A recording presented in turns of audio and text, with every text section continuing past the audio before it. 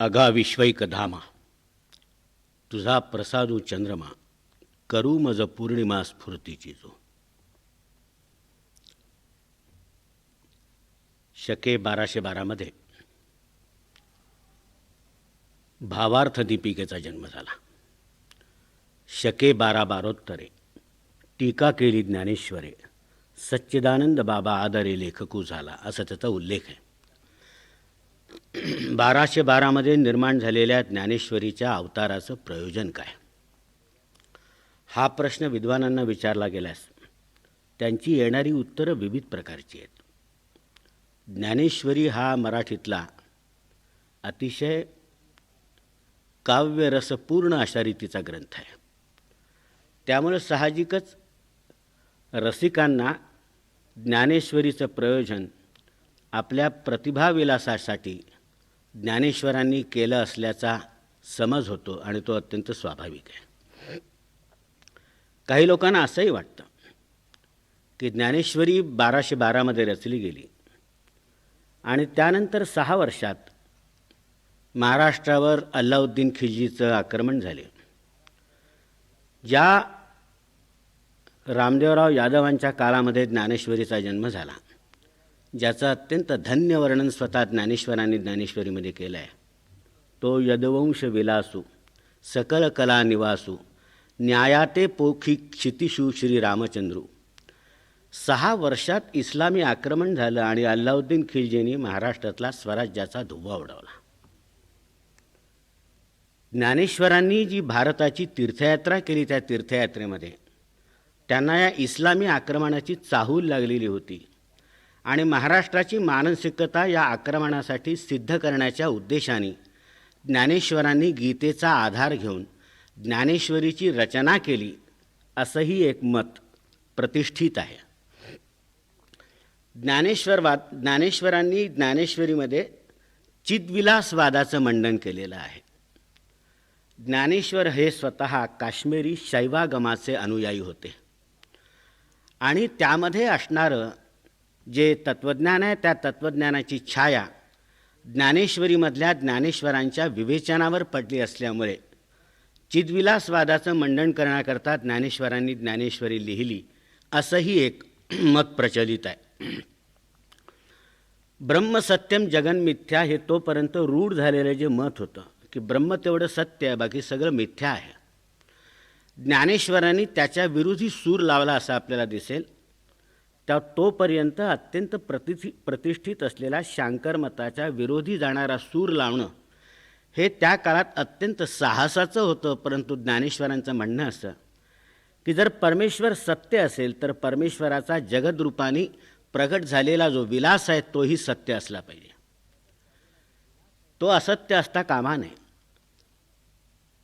ज्याप्रमाणे सूर्य आणि त्याचा प्रकाश, सूर्य जर सत्य असेल तर प्रकाश असत्य असू शकत नाही, त्याप्रमाणे ब्रह्म जर सत्य असेल तर त्याची जी लीला आहे, त्याचा जो विलास आहे जगदरूपाने प्रकाशित झालेला, तो असत्य असू शकत नाही.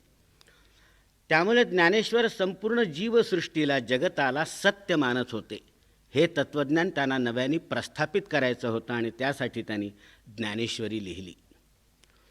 प्रतिभाविलासाकरता ज्ञानेश्वरी लिहिली, या मतावर थोडासा विश्वास बसता येण्यासारखा असण्याचं कारण असं की खरोखर ज्ञानेश्वरांना आपल्यामध्ये असणाऱ्या उदंड प्रतिभेची जाणीव होती आणि त्याप्रमाणे आपल्याजवळ असणारे जे प्रतिभागुण आहेत, त्या प्रतिभागुणांची लयलूट त्यांनी ज्ञानेश्वरीभर उडवून लावल्याचं आपल्याला दिसतं. एकदा ज्ञानेश्वर असं म्हणतात की शब्दू कैसा तो नेणीजे, कसा घडतो शब्द मला माहिती नाही, अलंकार कसे घडतात ते मला माहिती नाही. आणि दुसऱ्या ठिकाणी आत्मविश्वासाने सांगतात, म्हणून आखरी सुभेदी उपमा श्लेष कोंदा कोंदी झाडा देईन प्रतिपदी ग्रंथार्थासी. उपमा आणि श्लेष यासारख्या अलंकारांची मी दाटीवाटी करून टाकेन. तेणे कारणे मी बोलीन, बोली अरूपाचे रूप दावीन, अतिंद्रिय परिभोगवीन इंद्रियांकरवी. जे असं सूक्ष्म सत्य आहे, जे तरल आहे, सामान्यपणे ज्याला फुंकरीचा सुद्धा स्पर्श होणं शक्य नाही, असा शब्दांसारख्या जडद्रव्याच्या आटोक्यात आणण्याचा प्रयत्न मी तुम्हाला यशस्वी करून दाखवेन. असा आत्मविश्वासाचा उद्गार ज्ञानेश्वर काढतात. त्या अर्थी त्यांना आपल्याजवळ असणाऱ्या प्रतिभाबलाबद्दल आत्मविश्वास होता आणि त्यामुळे ज्ञानेश्वरांनी प्रतिभाविलास करण्याकरता ज्ञानेश्वरी लिहिली, या मतावर सामान्यपणे वाङ्मय क्षेत्रातल्या लोकांचा सहजासहजी विश्वास बसतो. मला स्वतःला असं वाटतं की संभाव्य इस्लामी आक्रमणाचा प्रतिकार करण्याची एवढी मोठी तात्कालिक जबाबदारी ज्ञानेश्वरांसारख्या अवतारी पुरुषांवर टाकणं अन्यायाचं होईल. चांगला नेता असला किंवा चांगला संरक्षण मंत्री असला तर त्याच्या हातून जे सहजरित्या होणं शक्य आहे, त्यासाठी ज्ञानेश्वरांना अवतार घेण्याची आवश्यकता पडू नये. चिद्विलासवादाचं मंडन करण्याकरता ज्ञानेश्वरांनी स्वतः एक स्वतंत्र ग्रंथ लिहिला असता तर महाराष्ट्राने तो आपल्या डोक्यावर घेतला असता, वंद्य मानला असता. आणि प्रतिभाविलास करण्याकरता ज्ञानेश्वरांनी ज्ञानेश्वरी लिहिलीच नसती, मुळी स्वतंत्र महाकाव्य रचलं असतं. तेवढी प्रतिभा त्यांच्याजवळ होती. मराठीमध्ये महाकाव्याची वानवा आहे असा आळ उत्तरकालीनांना घेता आला नसता, इतकं सुंदर असं वाङ्मयीन कर्तृत्व ज्ञानेश्वरांना दाखवता येण्याची शक्यता होती. हे सगळं ज्ञानेश्वरांनी टाळलं आणि ज्ञानेश्वरी लिहिली. ज्ञानेश्वरी म्हणजे काय? ज्ञानेश्वरी म्हणजे गीतेवरची टीका. स्वतः ज्ञानेश्वर सांगतात, श्री महेशान्वय संभूते निवृत्तीनाथ सुते केले ज्ञानदेवे गीते देशिकार लेणे. श्री महेशाच्या वंशामध्ये उत्पन्न झालेल्या निवृत्तीनाथाचा शिष्य असलेल्या ज्ञानदेवानी गीतेवर हे देशिकार लेणं चढवलेलं असं स्वतः ज्ञानेश्वर हे त्याचं वर्णन करतात. तुम्हाला असं वाटत नाही का की ज्ञानेश्वरांनी गीतेवर भाष्य लिहिणं हे एक प्रकारचं दुय्यम ग्रंथ कर्तृत्व आहे, ज्याच्याजवळ महाकवीची प्रतिभा आहे आणि स्वतंत्र तत्त्वज्ञानाचं किंवा दर्शनाचं प्रवर्तन करण्याचं सामर्थ्य आहे. अशा माणसांनी हे दुय्यम दर्जाचं ग्रंथकर्तृत्व पत्करण्याचे कारण काय?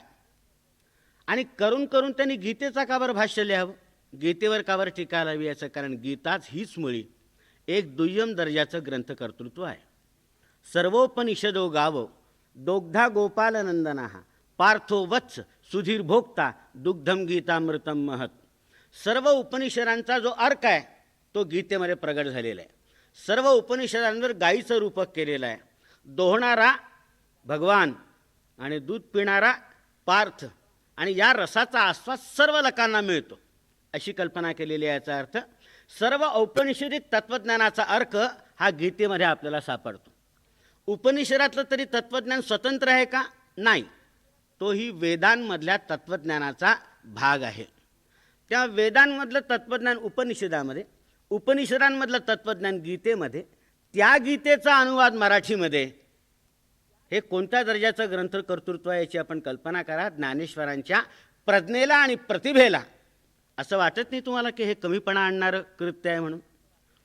जाणून बुजून महाकवीची प्रतिभा लाभलेल्या या महापुरुषांनी असं हे दुय्यम तिय्यम दर्जाचं ग्रंथकर्तृत्व पत्करण्याचं का ठरवलं असावं, याचा विचार तुमच्या मनामध्ये कधी येतो का? याची दोन कारणं. एक तर गीतेची महत्ता. गीता ही 6000 वर्षापूर्वी लिहिली. 6000 वर्षापूर्वी लिहिली याचं कारण असं आहे की महाभारतामध्ये आलेल्या ज्योतिर्विषयक उल्लेखांवरून भारतीय युद्धाचा काळ ख्रिस्तपूर्व 3101 असा ठरवण्यात आलेला आहे.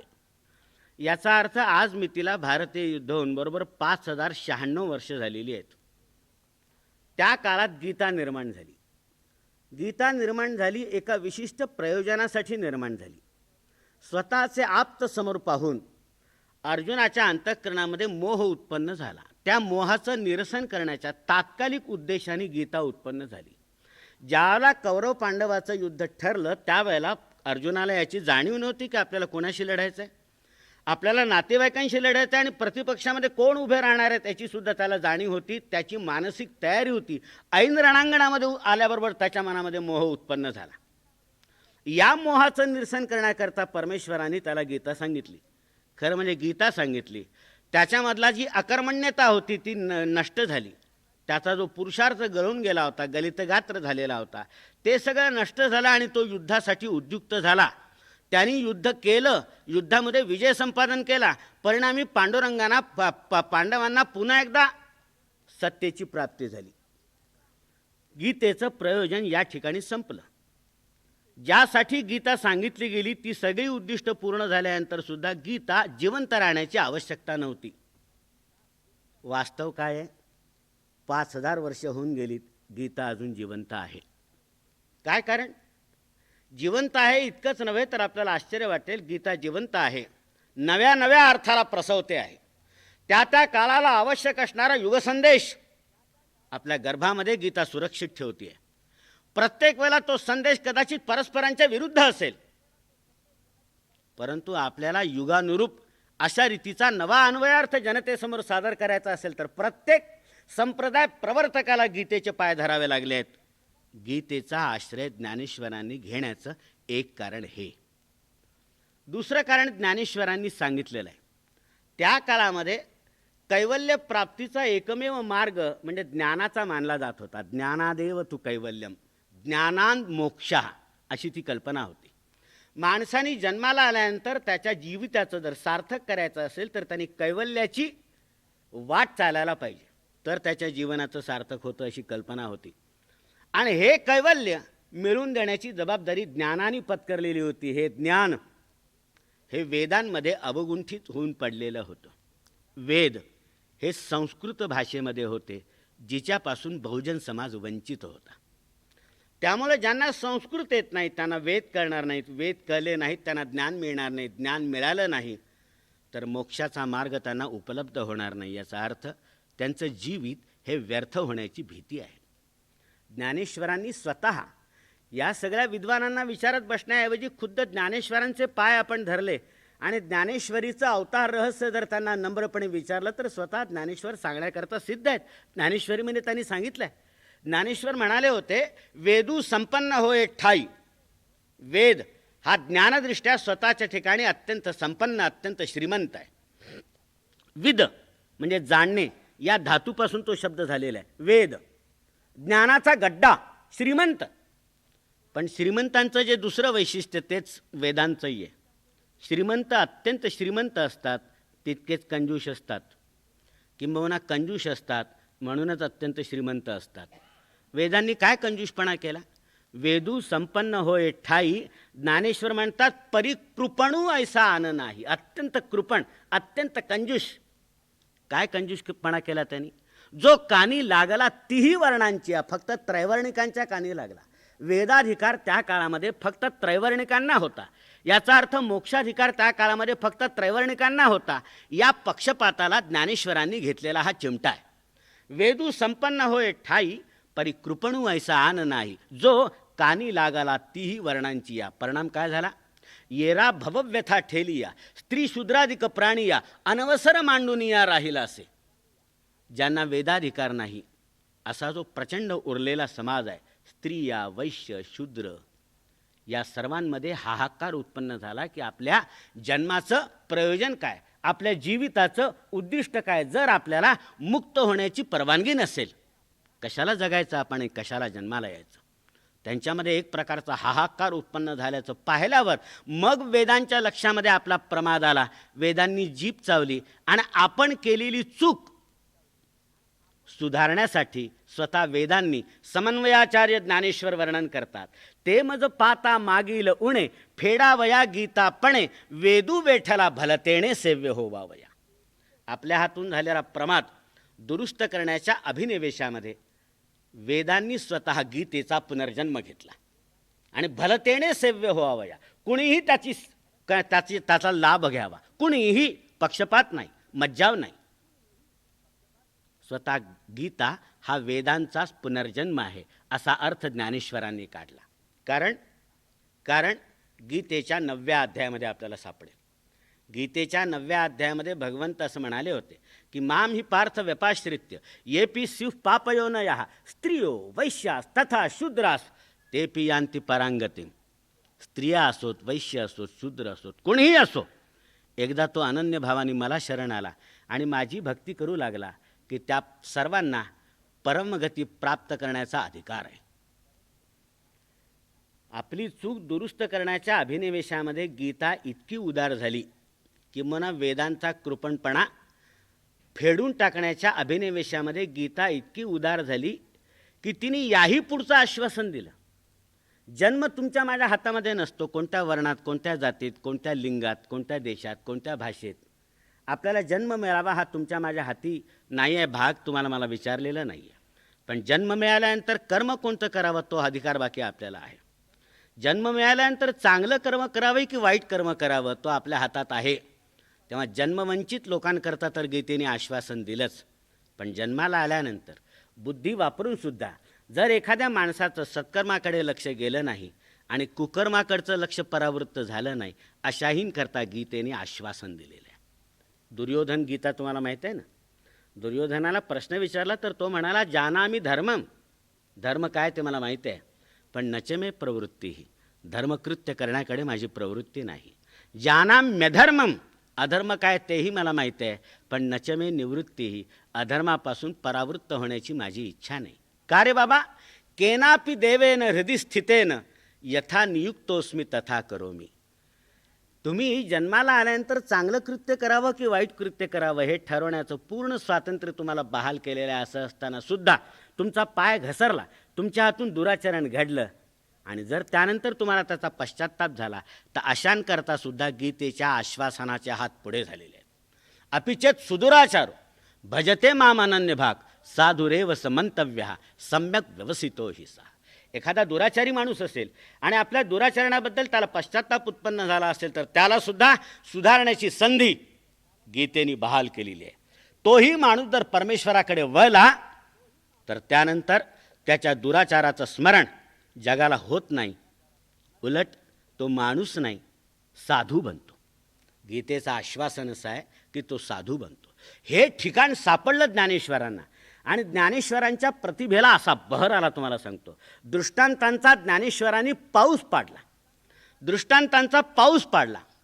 ते पापयोनीही होतू का, ते श्रुताधीतही न होतू का, परी मजशी तुकिता तुका तुटी नाही. ते एखाद्या पापयोनी असोत, एका पाप्याच्या पोटामध्ये त्यांचा जन्म झालेला असो. एखाद्याचा बाप हिरण्यकश्यप असला तरी माझ्या बाबतीत त्याला अन्याय नाही, पक्षपात नाही. तो श्रुताधीतही न होतू का, तो शिकलेला असो नसतो, माझी अटच नाही मुळी, तो ज्ञानी असला पाहिजे. म्हणून कुल, जाती, वर्ण हे अवघेची गा कारण. माझ्या लेखी माणसाचं कुल, माणसाची जात, माणसाचं वर्ण हे सगळं अकारण आहे. मी त्याचा विचार करत नाही. येथ भक्तिपूर्ण सरे जाती अप्रमाण. माणसाच्या भक्तीला मी किंमत देतो, त्याच्या जातीला नाही. भक्तीला किंमत का? क्षत्रिय वैश्य स्त्रिया शूद्र अंत्यजादी इया जाती तवची वेगळा लिया जवन पवती माते. कुठपर्यंत जाती वेगवेगळ्या आहेत. जोपर्यंत ते लोक मला येऊन मिळत नाहीत तोपर्यंत त्यांचं जातीविशिष्ट अशा रीतीचं अस्तित्व ओळखलं जाईल. एकदा मला येऊन मिळाल्यानंतर मग त्यांची एकच जात भक्ताची. मग त्यांची एकच जात भक्ताची. ज्ञानेश्वरांनी याचं प्रतिपादन केलं आणि हे प्रतिपादन तुमच्या हृदयग्राह्य होण्यासाठी ज्ञानेश्वरांनी दृष्टांतांचा पाऊस पाडला. ज्ञानेश्वर म्हणाले, गावामध्ये नाल्या असतात लहान, त्या एखाद्या मोठ्या नाल्याला जाऊन मिळतात. नाल्याला जाऊन मिळाल्यात की त्यांना नाली हे अस्तित्व राहत नाही, नाला हे अस्तित्व प्राप्त होतं. नाला एखाद्या नदीला मिळतो, त्यानंतर त्याला नाला म्हणत नाहीत, त्याला नदी म्हणतात. त्या नदीचं नाव प्राप्त होतं, त्या नदीचा आकार प्राप्त होतो, त्या नदीचं पावित्र्य प्राप्त होतं. तुमच्या माझ्या घरातली घाणद्रव्य वाहून नेणाऱ्या त्या नाल्याला नदीचं पावित्र्यसुद्धा प्राप्त होतं. नदी जेव्हा समुद्राला मिळते त्यावेळेला ती नदी राहत नाही, तिला समुद्राचं नाव मिळतं, समुद्राचा आकार मिळतो, समुद्राची भव्यता लाभते, समुद्राची चवसुद्धा लाभते. आणि अशा अनेक नद्या समुद्राला मिळालेल्या असतात. त्या परस्परांचं अस्तित्व परस्परांपासून वेगळे ठेवत नाहीत. गंगा समुद्राला मिळाल्यानंतर यमुनेला म्हणत नाही मला शिवू नको, सगळे समुद्रच होऊन जातात. नदी नदी कुठपर्यंत? समुद्राला मिळेपर्यंत. एकदा समुद्राला मिळाली की ती समुद्रच झाली, नदी राहिलीच नाही.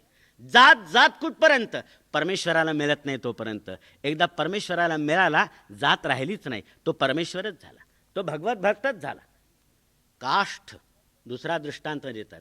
काष्ठ कुठपर्यंत असतं? जोपर्यंत त्याला अग्नीचा स्पर्श होत नाही तोपर्यंत. अग्नीचा स्पर्श झाला की त्याला काष्ठ म्हणत नाहीत, लाकूड म्हणत नाहीत, अग्नीच म्हणतात. अरे जरा अग्नी आण बरं असं म्हटलं तर आपण जळता ढलपा घेऊन येतो, ते असतं लाकूड. पण त्याला आता लाकूड म्हणत नाहीत, त्याला अग्नी म्हणतात. त्याप्रमाणे या सगळ्या जाती विशिष्ट अशा रीतीच्या तुमच्या ज्या अवस्था असतील त्या अवस्था सगळ्या फिटून जातात आणि नंतर एकच तुमची उज्ज्वल अवस्था शिल्लक राहते, परमेश्वराच्या भक्ताची. हा भक्त ज्ञानेश्वर आहे, हा भक्त नामदेव आहे, हा भक्त एकनाथ आहे, हा भक्त तुकाराम आहे, हा भक्त गोरा कुंभार आहे, हा भक्त सेना न्हावी आहे, हा भक्त नरहरी सोनार आहे, हा भक्त चोखामेळा आहे. हे कुणीही लक्षात घेत नाही, हे कुणीही लक्षात घेत नाही. एकनाथ महाराज जेव्हा पांडुरंगाच्या दर्शनाला गेलेत पंढरपूरला, त्यावेळेला त्यांनी पांडुरंगाच्या पायरीला स्पर्श करण्या अगोदर चोखामेळ्याच्या समाधीवर डोकं ठेवलं. एकनाथासारखा विद्वत कुलशेखर ब्राह्मण, ज्याच्या भागवताची वाराणसीच्या विद्वानांकडून हत्तीवरून मिरवणूक काढली गेली, असा निर्विवाद विद्वत्तेचा हा ब्राह्मण पांडुरंगाच्या अगोदर चोखामेळ्याच्या समाधीवर डोकं ठेवतो, नंतर नामदेवाच्या पायरीवर डोकं ठेवतो आणि मग पांडुरंगाच्या दर्शनाला जातो. हे पाहिलं जातच नाही, अशी प्रतिष्ठा आपोआप सगळ्यांना मिळून जाते. ज्ञानेश्वर दुसऱ्या श्लोकावर भाष्य करताना एक फार सुरेख दृष्टांत देतात. अपिचेत सुदुराचारो भजते माम अनन्य भाग साधुरेव समंतव्य सम्यक व्यवसितो ही सहा. न बडोतूची निघाला. ज्ञानेश्वर म्हणतात, एखाद्या पावसाळ्यामध्ये दुथडी भरून वाहणाऱ्या नदीला जर पूर आला तर काही लोकांना पुराच्या पात्रामध्ये उडी टाकण्याची सुरसुरी येत असते. एखाद्या माणसाने उडी टाकली आणि पुराचं पाणी सुसाट वेगाने वाहत असलं, ते कापत कापत परतीराला जाण्याची आकांक्षा बाळगणारा तो माणूस पात्राच्या ऐन मध्यात आल्यानंतर घाबरून जातो, गळून जातो, कारण त्याच्या लक्षात येतं की आपल्या बाहूंमधलं त्राण संपत आलेलं आहे. कदाचित पलीकडच्या तीराला आपल्याला पोचता येणार नाही, म्हणून मोठ्या आशेने आलो त्या काठाकडे पाहतो. बापरे, ते सुद्धा लांब राहिलेलं असतं. अलीकडचा तीर लांब राहिलेला असतो, पलीकडचा तीरचं बापरे खूप लांब राहिलेला असतो. तेव्हा त्याच्या लक्षात येतं की या पोहण्याच्या नशेमध्ये आपण आत्मघाताला प्रवृत्त झालो आहोत.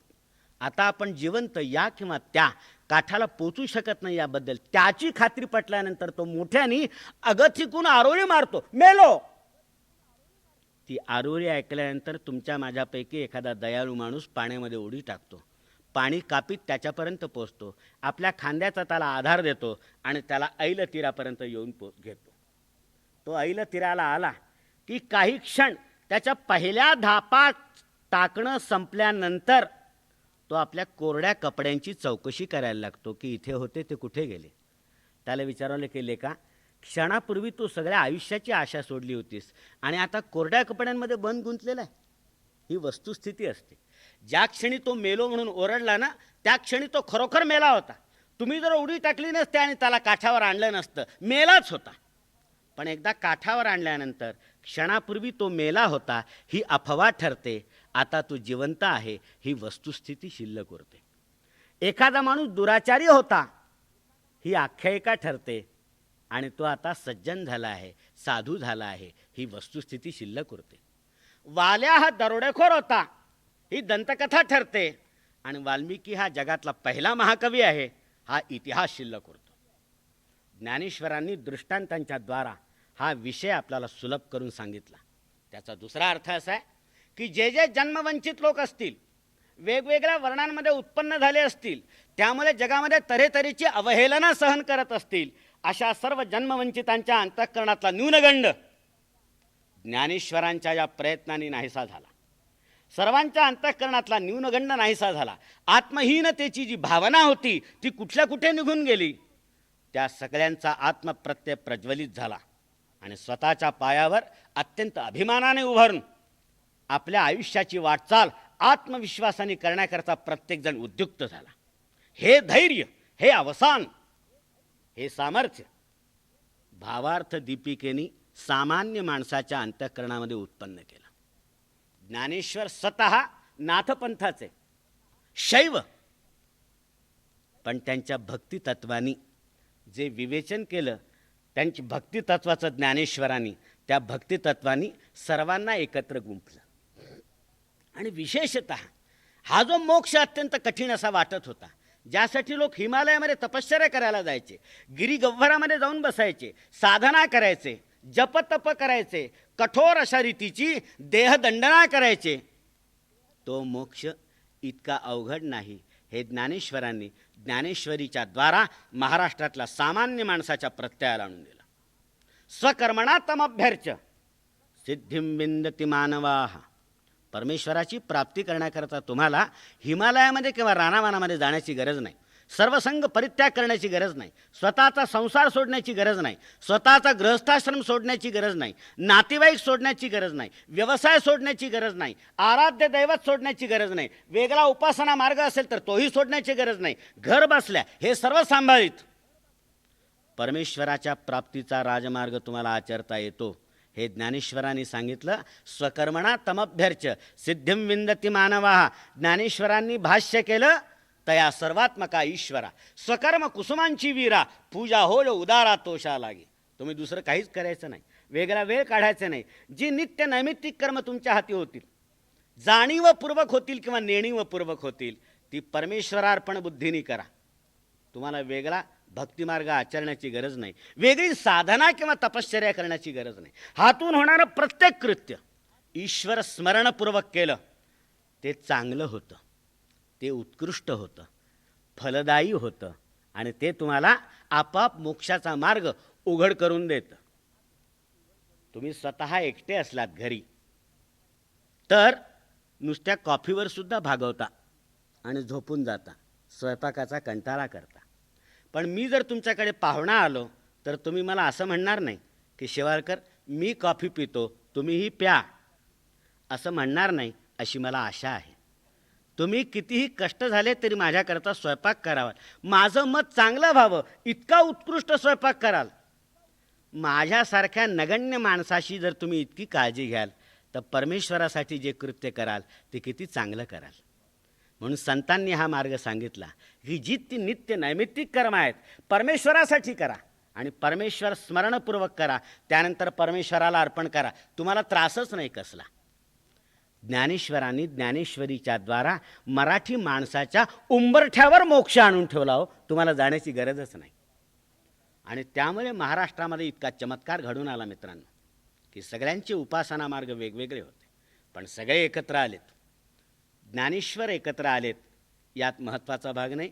मी असं नेहमी म्हणतो की ज्ञानेश्वर हे जन्माने ब्राह्मण होते, कर्माने दलित होते. त्यांचं ब्राह्मण्य या समाजाने नाकारलं. ब्राह्मण्यच नव्हे, त्यांच्या आईवडिलांच्या अस्तित्वाचा अधिकार नाकारला. यांना समाजामध्ये प्रतिष्ठेने मिरवण्याचं जे स्वातंत्र्य होतं ते नाकारलं. ते ज्ञानेश्वर या मार्गामध्ये आहेत. नामदेव या मार्गामध्ये जो शिंपी होता व्यवसायाने, एकनाथ या मार्गामध्ये मी आपल्याला म्हणालो त्याप्रमाणे ते महाब्राह्मण होते.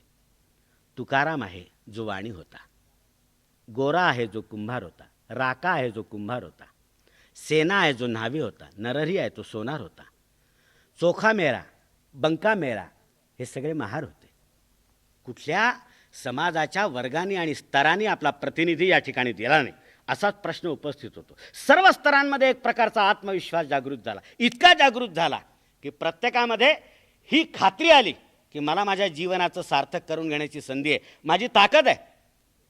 आणि त्यामुळे प्रत्येक स्तरातून एक एक संत उत्पन्न झाला. त्र्यंबक हरी आवट्यांची सकल संत गाथा, त्याची अनुक्रमणिका जरी आपण चालली तरी आपल्या लक्षात येईल. एक वर्ण नाही, जात नाही, स्तर नाही, वर्ग नाही, ज्यातून संत मंडळी तुम्हाला मला उपलब्ध झाली नाहीत. ही सगळे संत मंडळी ज्ञानेश्वरांनी स्वतः निर्गुणोपासक होते बरं का. लक्षात घ्या, या माणसाच्या मनाचा मोठेपणा लक्षात घ्या. ओम नमोजी आद्या वेद प्रतिपाद्या जय जय स्वसंवेद्या आत्मरूपा, अशा आत्मरूपाला अभिवादन करून ज्ञानेश्वरीच्या वाग्यज्ञाला प्रारंभ करणारा हा निर्गुणोपासक संत पंढरीच्या विठोबाच्या नादी लागला. आपण लागला असं नव्हे, त्यांनी सगळ्यांना त्याचा छंद लावला आणि त्या सगळ्यांनी आपापल्या देवतेची उपासना सांभाळून पांडुरंगाची भक्ती केली, आपापला व्यवसाय सांभाळून पांडुरंगाची भक्ती केली, घरदार न सोडता पांडुरंगाची भक्ती केली. सावता माळी होता, दर अरणभेंडीचा राहणारा होता. दरवर्षी आषाढी आणि कार्तिकीला पालख्या जायच्या, वारी जायची, त्याच्या मळ्यासमोरून जायची. तो प्रत्येक वेळेला बाहेर यायचा, त्या सगळ्या सत्पुरुषांना नमस्कार करायचा आणि म्हणायचा, पांडुरंगाला सुद्धा माझे नमस्कार पोचवा. लोक पोचवायचे, पण एका वेळी एकाच्या मनामध्ये शंका आली. त्यांनी त्याला विचारलं की आम्ही इतके लांबून लांबून आंध्रातून, कर्नाटकातून, पावसा पाण्याची, वाऱ्या पाण्याची, थंडी वाऱ्याची, दगडा धोंड्याची पर्वा न करता आम्ही सगळे अनवाणी केवळ एक पांडुरंगाचा ध्यास घेऊन आम्ही पंढरपूरला दरवर्षी जातो. तुला काय इतका जवळ राहतो, तुला नाही येत आहेत? तेव्हा सावतामाळी ओशाळला आणि त्यांनी नमस्कारपूर्वक सांगितलं की मी आलो असतो, का नाही येता येणार, मला तर आनंद होईल, पण मी गेलो तर पांडुरंग मला जाब विचारल्याशिवाय राहणार नाही. तेव्हा सावतामाळी ओशाळला आणि त्यांनी नमस्कारपूर्वक सांगितलं की मी आलो असतो, का नाही येता येणार, मला तर आनंद होईल, पण मी गेलो तर पांडुरंग मला जाब विचारल्याशिवाय राहणार नाही. त्यांनी विचारलं काय? तर म्हणाले, पांडुरंगाने एक कर्तव्य कर्म माझ्यावर सोपवलेलं आहे, ते सांभाळण्याची मला आज्ञा केलेली आहे. ते सोडून मी जर पंढरपूरला आलो तर तो मला जाब विचारेल. त्यांनी विचारलं कोणतं कर्तव्य कर्म? त्याने आपल्या मळ्याकडे हात दाखवला आणि म्हणाला, कांदा मुळा भाजी अवघी विठाबाई माझी, लसूण मिरची कोथिंबिरी अवघा झाला माझा हरी. हे मी पीक या नात्याने पाहत नाही, भाजीपाला या नात्याने पाहत नाही, परमेश्वराने माझ्यावर सोपवलेलं एक कर्तव्य म्हणून पाहतो. त्याच्यामुळे ही सगळी कामं परमेश्वराच्या भक्तिभावनेने मी करतो. प्रत्येकाने आपल्या आयुष्यामधलं जे व्यवसाय दत्त कर्तव्य होतं, जे त्याला टाळता आलं नसतं, नाकारता आलं नसतं, निर्वाहासाठी अत्यावश्यक होतं, ते कर्तव्यसुद्धा परमेश्वर स्मरणपूर्वक केलं. हे परमेश्वराचं आहे. याचं उदाहरण मी आपल्याला वेगळं देतो, भागवत पंथातलं देत नाही. कबीराचा मुलगा होता कमाल. त्या कमालाला कबीराने सांगितलं की जा बेटा, आपल्या शेळ्या उपाशी आहेत, त्यांच्याकरता कोवळं गवत तोडून ये. कमाल गेला कोयता घेऊन आणि हा वाट पाहत राहिला शेळ्यांना जेवायला मिळेल याची. कमाल गेला आणि तसाच परत आला. यांनी विचारलं का बेटा, गवत नव्हतं?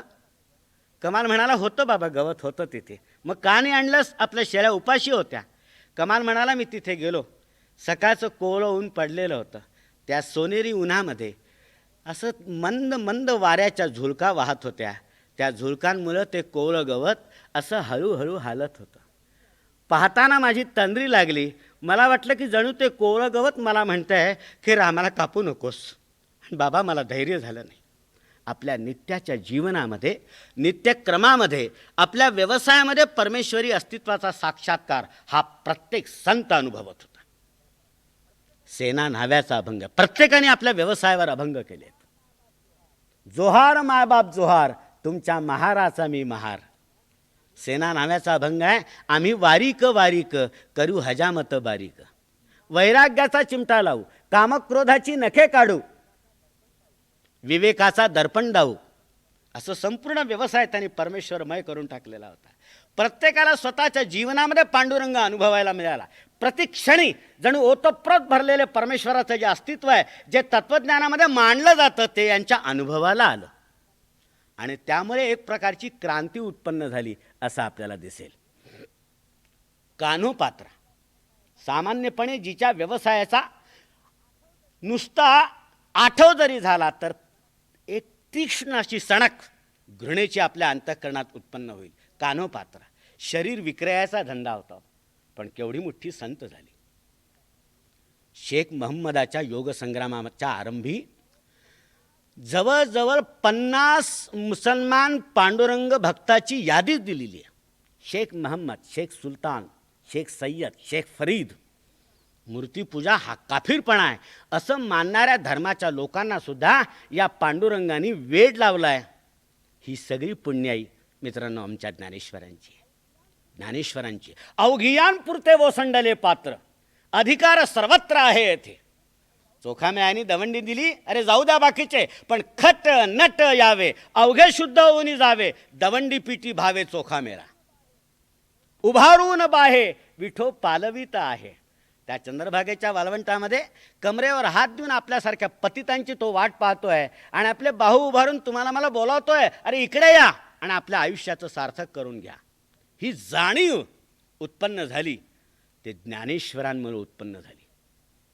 13व्या शतकापासून तो 17व्या शतकापर्यंत महाराष्ट्रामध्ये ईश्वरनिष्ठांची एक मांदियाळीच उत्पन्न झाली. गेल्या शतकातले मेधावी प्राध्यापक वासुदेव बलवंत पटवर्धन यांनी या कालखंडाचं वर्णन करताना म्हटलं आहे, it was the period of spiritual democracy in Maharashtra. हा महाराष्ट्रातल्या आध्यात्मिक लोकशाहीचा कालखंड आहे.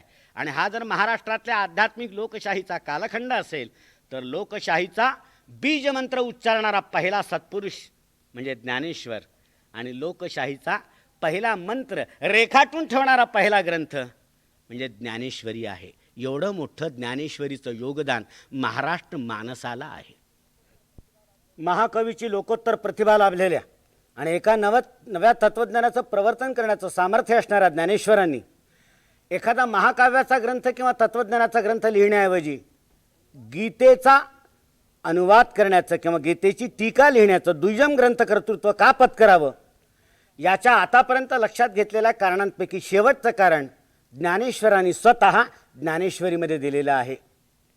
क्षीरसागरामध्ये भगवान शंकर पार्वतीजवळ बसले होते, चिंतनमग्न होते. आपल्या सान्निध्यात यांच्या मनामध्ये दुसरा कुणाचा विचार यावा याबद्दल असूया उत्पन्न होऊन पार्वतीने त्यांना प्रश्न केला. त्यावेळेला भगवान शंकरांनी दिलेलं उत्तर असं आहे, तेथ हरू म्हणे नेणीजे जैसे का देवी रूप तुझे हे नित्य नूतन देखीजे गीता तत्व. ज्याप्रमाणे तुझं रूप हे नित्य नूतन आहे, प्रत्येक वेळेला पाहताना सौंदर्याचा हा उन्मेष यापूर्वी आपल्या लक्षातच आला नव्हता असं आपल्याला जाणवतं, त्याप्रमाणे गीता तत्व आहे. या गीतेचा हा अर्थ यापूर्वी आपल्या लक्षात कसा आला नाही असं आपल्याला आश्चर्य वाटतं आणि त्या अर्थाचा पिसारा आपल्यासमोर उलगडायला लागतो. त्या अवस्थेत भगवान शंकराने त्यांना गवसलेलं गीतेचं जे गुह्य होतं ते पार्वतीच्या कानामध्ये अत्यंत प्रेमभराने आणि विश्वासाने सांगितलं.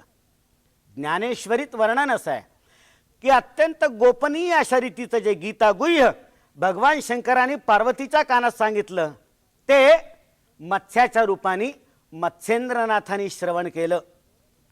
ते त्यांनी गोरक्षनाथाच्या कानी घातलं, गोरक्षनाथांनी गहिनीनाथाच्या कानी घातलं आणि गहिनीनाथाने आपला शिष्य जो निवृत्तीनाथ त्याच्या कानी घातलं.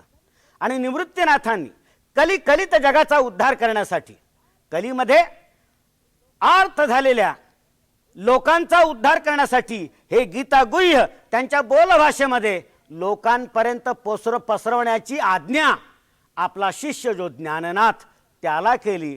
ज्ञानेश्वरांनी गीतेवर टीका लिहिली. यातलं महत्त्वाचं कारण हे एक परंपरागत अशा रीतीचं अद्वयानंद वैभव असं आदिनाथापासून चालत आलेलं एक गीता गुह्य सर्वसामान्यांच्या उद्धाराकरता सर्वसामान्यांच्या कानावर घालण्यासाठी त्यांच्या बोलभाषेमध्ये ज्ञानेश्वरांनी भावार्थ दीपिकेची रचना केली.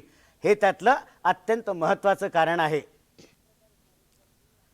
एक प्रकारे ज्ञानेश्वरांनी आपल्या गुरुपरंपरेचंच कार्य ज्ञानेश्वरीच्या रूपाने उज्ज्वल केलं असं आपल्याला दिसून येईल.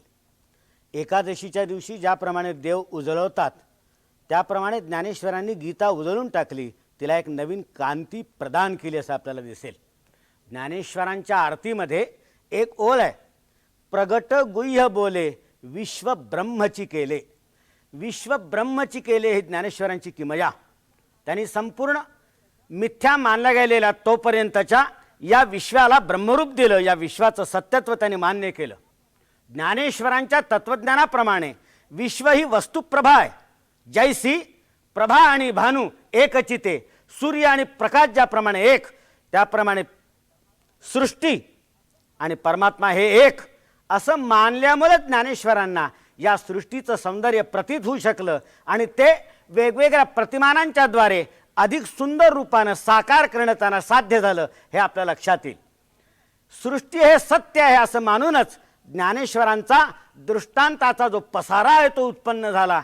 ज्ञानेश्वरांनी या जगावर प्रेम करायला आपल्याला शिकवलं, त्यापासून पलायन करायला त्याने आपल्याला परावृत्त केलं.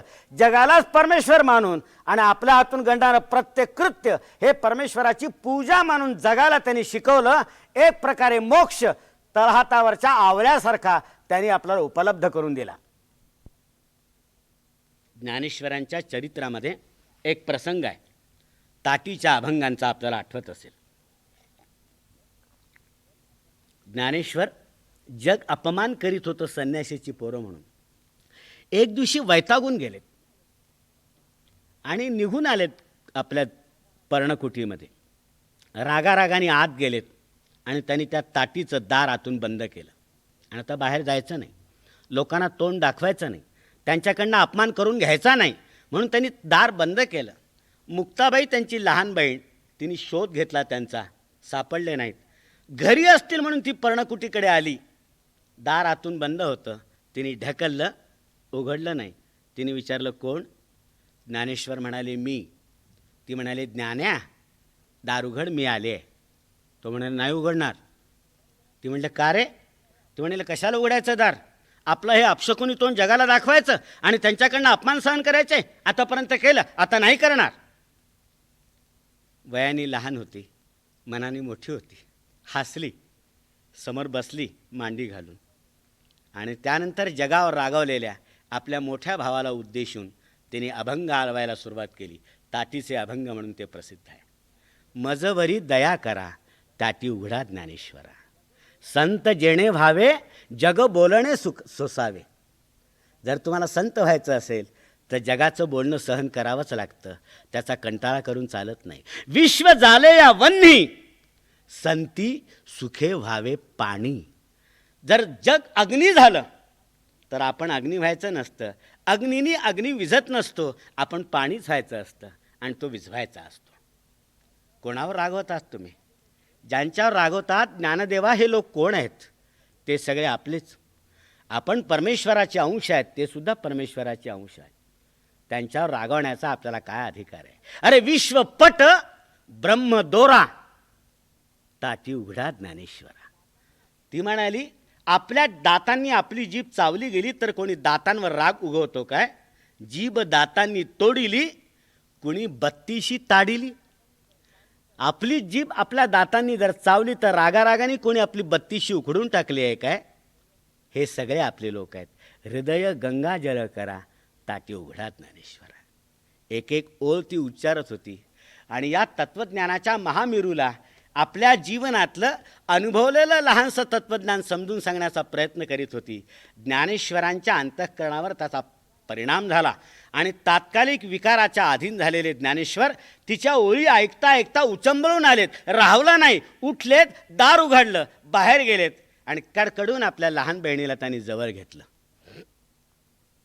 ताटीच्या अभंगांचा हा जो प्रसंग ज्ञानेश्वरांच्या चरित्रामध्ये आहे, ज्ञानेश्वरीनं बजावलेलं जे अवतार कार्य आहे त्या अवतार कार्याकडे पाहता मला एखाद्या प्रतीकासारखं वाटतं. ज्ञानेश्वराच्या रूपाने ज्ञान हे संस्कृत भाषेच्या रूढीच्या आणि अहंकाराच्या ताटी आड रुसून बसलेलं आहे. बहुजन समाजाला त्यामुळे ज्ञान मिळत नाही, त्यामुळे मुक्ती मिळत नाही. अहंकाराच्या बाबतीत मी दोनच उदाहरणं देईन. विसोबा चाटी. कशाला 3 उदाहरणं देता येतात? विसोबा चाटी तो मांड्याचा प्रसंग ज्याच्यासाठी घडलेला होता. दुसरा प्रसिद्ध प्रसंग म्हणजे चांगदेवाचा, ज्याचं गर्वहरण ज्ञानेश्वरांनी केलं. तिसरा प्रसंग म्हणजे खुद्द नामदेवाचा. संत मंडळींशी ज्ञानदेवाची भेट झाली. सगळ्या संतांनी ज्ञानदेवांना नमस्कार केला आणि त्याभोवती प्रदक्षिणा घातली. नामदेव विचार करत राहिला की आपण वयाने वडील आहोत, याच्या पाया कसं पडायचं आणि याला प्रदक्षिणा कशी घालायची. तर ती चिमुरडी मुक्ताई एखाद्या विद्युल्लतेसारखी त्याच्यावर कडाडली आणि म्हणाली, अरे अखंड जयाला देवाचा शेजार, काय अहंकार गेला नाही? साधा अहंकार तुला जिंकता आला नाही? तो नामदेव त्यानंतर ज्ञानदेवांचा भक्त झाला. ज्ञानदेवानंतर 20 वर्ष तो महाराष्ट्रामध्ये आणि पंजाबामध्ये होता. अहंकाराच्या रूढीच्या एका वेगळ्या अज्ञान समजुतीच्या ताटीआड रुसून बसलेलं जे ज्ञान आहे, शके 1212 मध्ये त्या ताटीच्या बाहेर आलं, सर्वसामान्य जनतेला मुक्ती देण्याच्या उद्देशाने. यामध्ये तर प्रसंग असा आहे की खुद्द मुक्तीच पुढे झाली. इतर बहुजन समाजाबद्दल कळवळा उत्पन्न होऊन मुक्ती पुढे झाली आणि त्यांनी तिन्ही ज्ञानाला आवाहन केलं. की तू बाहेर ये, त्याशिवाय मला सगळ्यांना कवटाळता येणार नाही. म्हणून ताटीचे अभंग हा जो प्रसंग आहे ज्ञानेश्वर चरित्रातला, तो ज्ञानेश्वरीच्या अवतार रहस्यावर प्रकाश पाडणारा आहे असं मला वाटतं. मित्रांनो, 1212 हे ज्ञान तुमच्या माझ्या उद्धाराकरता ताटीच्या बाहेर आलं. 1215 ते 1218 ज्ञानेश्वरांनी महाराष्ट्रातल्या सर्व संत मंडळांसकट संपूर्ण भारताची तीर्थयात्रा केली. शके 1218 कार्तिक वद्य दशमीला ज्ञानेश्वर महाराष्ट्रामध्ये परत आलेत. पंढरपूरला गेलेत, पांडुरंगाचं दर्शन घेतलं आणि आपल्या यात्रेचं त्यांनी मावंद केलं. आणि स्वतःच्या अवतार समाप्तीचा विचार त्यांच्या मनामध्ये पक्का झाला म्हणून ज्ञानेश्वरांनी पांडुरंगाला परवानगी मागितली. म्हणाले, देवा, कार्तिक शुद्ध एकादशी तुमची, कार्तिक वद्य एकादशी मला द्या. आणि त्यांच्याकडनं परवानगी घेतली आणि ज्ञानेश्वरांनी आपल्या अवतार समाप्तीचा निर्णय जाहीर केला. तो जाहीर केल्याबरोबर सर्व यात्रेच्या मनामध्ये अशी खळबळ माजली. आम्हा सर्वांच्या उद्धाराकरता जन्माला आलेला हा माणूस केवळ 21व्या वर्षी तारुण्याच्या ऐन उंबरठ्यावर असताना आपणहून जगाकडे पाठ फिरवण्यासाठी प्रवृत्त झाला आहे आणि आपणहून आपल्या आयुष्याच्या अंताची वाटचाल करायला उद्युक्त झालेला आहे. अलंकापूर ठरलं, समाधीचं स्थान अलंकापूर ठरलं. अलंकापूर म्हणजे आनंदी. आणि त्यामुळे ज्ञानेश्वरांच्या जीवन समाप्तीच्या सोहळ्याला साक्ष देण्यासाठी पंढरपूरची सर्व यात्रा उलटली आणि पंढरपूरहून आळंदीला गेली. कार्तिक वद्य त्रयोदशी गुरुवार 15 नोव्हेंबर 1296 या दिवशी दुपारी भगवान ज्ञानेश्वरांनी समाधी घेतली. शेवटच्या ओव्या उच्चारल्यात. आता मोक्षाची या वाटा, पाहिला षटचक्र चौहिता, आज्ञा द्यावी वैकुंठा ज्ञानदेव म्हणे. न लगे कलियुगीचा वारा, जे जे बोललो जगदुद्धारा, मागी तला थारा पायी तुझ्या. तोंडातून निघालेला प्रत्येक शब्द हा जगाच्या उद्धाराच्या इच्छेने निघालेला होता अशी ग्वाही दिली. ज्ञानेश्वरांनी डोळे मिटलेत आणि समाधी घेतली. ज्ञानेश्वरांचा अवतार समाप्त झाला. कार्तिक वद्य त्रयोदशी शके 1218 15 नोव्हेंबर इसवी सन 1296 गुरुवार रोजी दुपारी माध्यान्हाला हा प्रसंग घडून आला. या प्रसंगाच्या निमित्तानं तुमच्या माझ्या उद्धाराकरता 1212 आलेलं ज्ञान, बाहेर आलेलं ज्ञान अवघ्या 4 वर्षांनी स्वतःच्या पावलांनी काळाच्या कधीही न उघडणाऱ्या अशा ताटीमध्ये पुन्हा लुप्त होऊन गेलं. तुमचं माझं सुदैव 16व्या शतकामध्ये एकनाथ महाराजांचा जन्म झाला. एकनाथ महाराजांनी अनेक महत्त्वाची कामं केली. वर्ण विषमतेची जी बंधनं होती ती बंधनं त्यांनी तोडून टाकलीत आणि मानवतेचा संदेश स्वतःच्या आचरणातून जगाला दिला. एकनाथी भागवत लिहिलं, भावार्थ रामायण लिहिलं, रुक्मिणी स्वयंवर लिहिलं, भारुडं लिहिलीत. ही सगळी कामं एकनाथांनी फार महत्त्वाची केली. पण त्यापेक्षा महाराष्ट्रावर उपकार करणारं एक श्रेष्ठ काम एकनाथांच्या हातून घडलं, ते म्हणजे त्यांनी ज्ञानेश्वरीचा जीर्णोद्धार केला. एकदा आळंदीला गेले दर्शनाकरता, रात्री तिथे मुक्काम केला. एकनाथांच्या चरित्रातला प्रसंग असा आहे की स्वप्नामध्ये त्यांना दृष्टांत झाला. स्वतः ज्ञानेश्वर त्यांच्या स्वप्नामध्ये आलेत. म्हणालेत, समाधीनंतर माझ्या समाधीच्या जागी जो वृक्ष लावला होता, अजान वृक्ष, त्याच्या मुळ्या खाली आलेल्या आहेत आणि त्याच्या मुळ्या माझ्या गळ्याभोवती गुरफटलेल्या आहेत. त्याच्यामुळे माझे पंचप्राण गुदमरून जात आहेत. एकनाथ दुसऱ्या दिवशी सकाळी उठलेत. स्नान करून शुचिर्भूत होऊन त्यांनी ती समाधीची जागा खोदवली आणि समाधीच्या विवरामध्ये प्रवेश केला.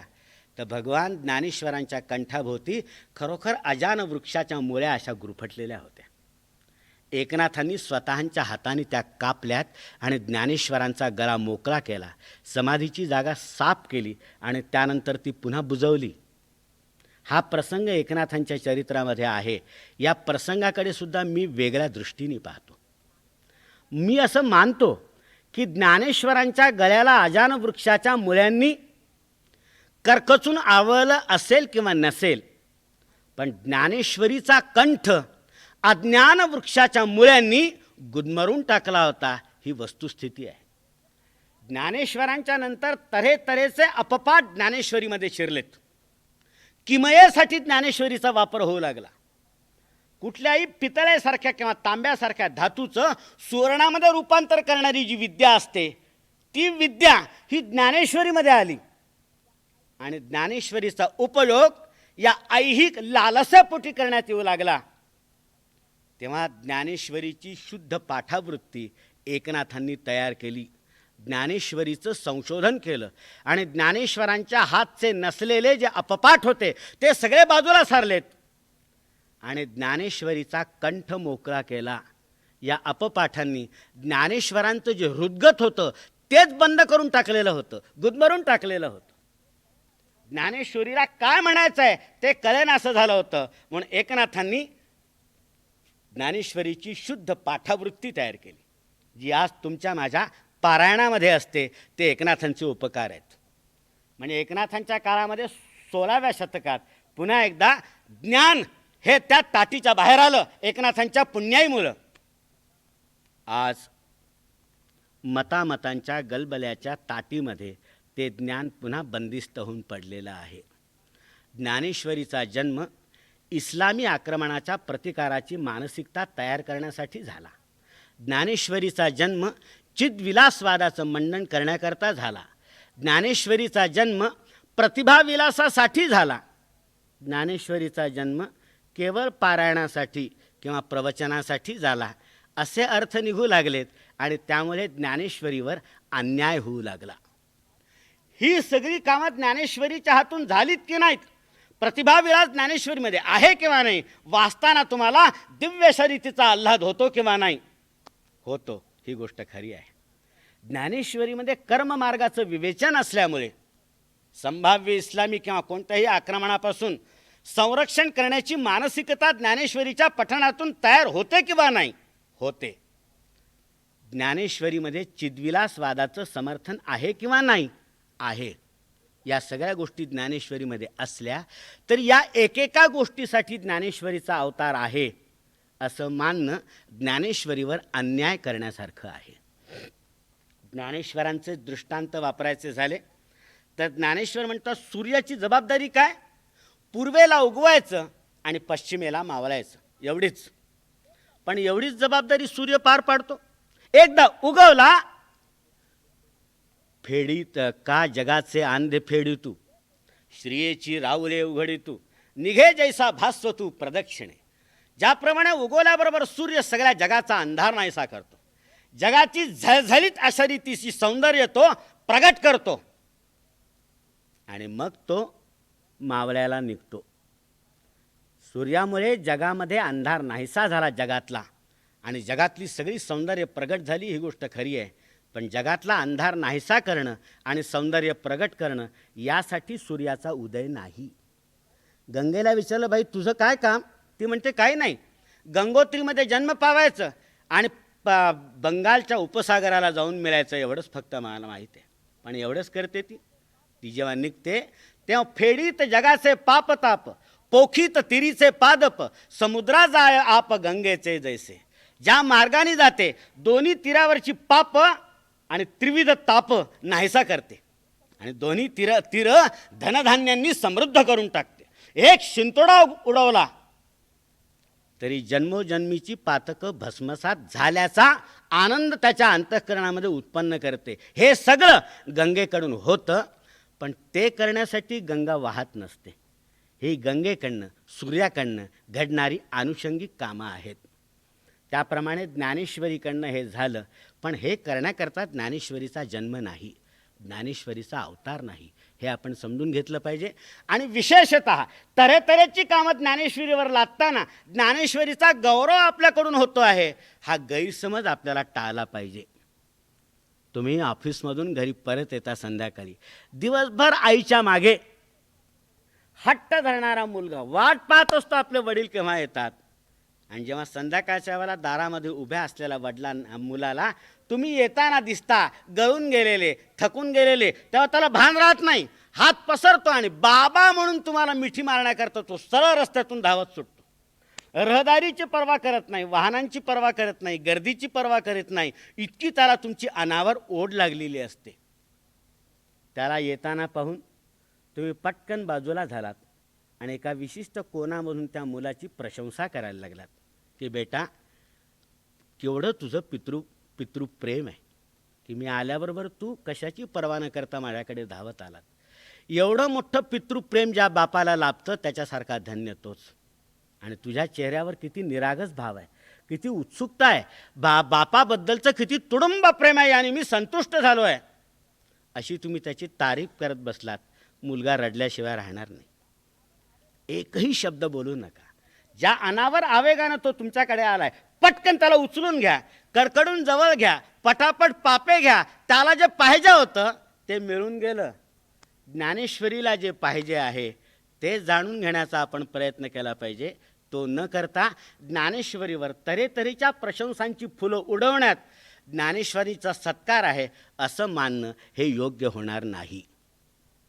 मित्रांनो, म्हणून आपल्याला विचार केला पाहिजे आणि त्या अगोदर विचार केला पाहिजे ज्ञानेश्वरीचा अवतार रहस्य नक्की काय आहे ते समजून घेण्याचा प्रयत्न आपण पुढाकार करून घेऊन करायला पाहिजे. त्यासाठी आपण स्वतः ज्ञानेश्वरी वाचली पाहिजे आणि ती उत्तर आयुष्यात नाही, निवृत्तीच्या आयुष्यात नाही, म्हातारपणी नाही. ज्ञानेश्वरी ज्या वयात रचली गेली त्या वयात ज्ञानेश्वरी वाचली गेली पाहिजे, म्हातारपणी नाही. असं म्हणतो याचं कारण सोनोपंत दांडेकर एक प्रसंग सांगत असत की एक आजोबा निवृत्तीच्या वयामध्ये ज्ञानेश्वरी वाचायला बसले. नातू आला समोर, पाया पडला. यांनी चष्मा बाजूला केला, लक्षपूर्वक पाहिलं आणि विचारलं, कोण? हा म्हणाला, कमाल आहे आजोबा, मी तुमचा नातू नाही का? असं होय, कुणाचा मुलगा? यांना मी अमुक अमुकाचा मुलगा. नाव काय बेटा? अमुक अमुक. असं होय, काय झालं? म्हातारपणामुळे मला दिसतच नाही काही. तोच मुला संध्याकाळी पुन्हा आला. आजोबांच्या हातात ज्ञानेश्वरी होती. नमस्कार केला. त्याने विचारलं, कोण? तो म्हणला, कमाल आहे आजोबा, मी सकाळीच नाही का येऊन गेलो, मी तुमचा नातू, माझं हे नाव, अमुक अमुकाचा मुलगा.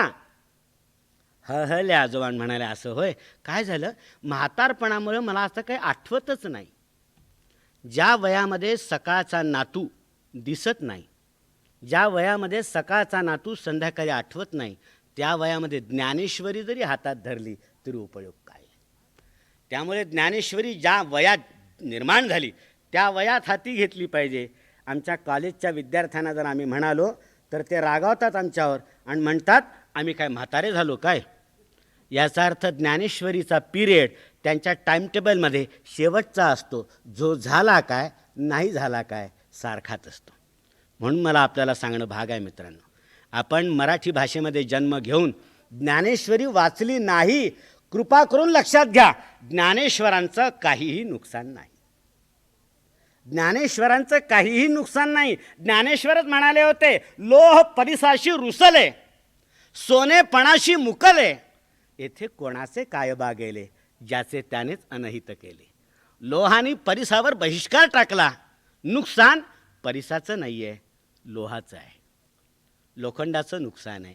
तेव्हा आपण हे लक्षात घेतलं पाहिजे की जन्मभर ज्ञानेश्वरी पाहिली जरी नाही तरी नुकसान ज्ञानेश्वरीचं नाही, ज्ञानेश्वरांचं नाही, आपलं आहे, हे आपण लक्षात घेतलं पाहिजे. त्यामुळे ज्ञानेश्वरीबद्दलच्या आणि आपल्या स्वतःच्या बद्दलच्या ज्या तऱ्हेतऱ्हेच्या कल्पना आपल्या मनामध्ये ठाण मांडून बसल्या असतील त्याही बाजूला सारण्याची आपल्याला तयारी ठेवली पाहिजे. म्हणून मुक्ताईच्या शब्दामध्ये मी आपल्याला शेवटची विनंती करीन, मिथ्या कल्पना मागे सारा, ताटी उघडा ज्ञानेश्वरा.